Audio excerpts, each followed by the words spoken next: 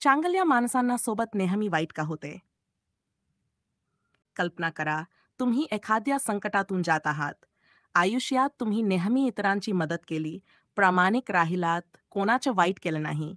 पण तरीही तुमच्यावर अडचणींचा डोंगर कोसळतो. नेहमी चांगल्या माणसांना कठीण परीक्षा का द्याव्या लागतात? एका छोट्या गावात रामू नावाचा भक्त माणूस राहत होता. तो रोज मंदिरात जात असे, गरिबांना मदत करत असे आणि नेहमी चांगले विचार करत असे. पण अचानक एक दिवस त्याच्या शेतात आग लागली, घरावर कर्ज वाढलं आणि लोक त्याच्यावर हसू लागले. तो निराश झाला आणि देवाला विचारू लागला, देवा, मी नेहमी चांगलं केलं, तरी माझ्यावर संकटं का येतात? तेव्हा गावातील एका अनुभवी साधूने त्याला सांगितलं, रामू, सोनं जळल्याशिवाय शुद्ध होत नाही आणि मोठ्या वृक्षावर जास्त वादळं येतात.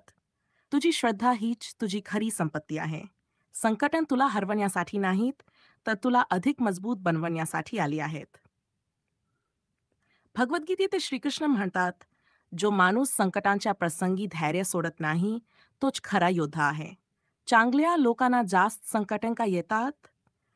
कारण ईश्वर त्यांची परीक्षा घेतो, त्यांना अधिक सक्षम बनवतो आणि त्यांच्यावर मोठ्या जबाबदाऱ्या देतो. स्वामी समर्थ महाराजांचं जीवन बघा.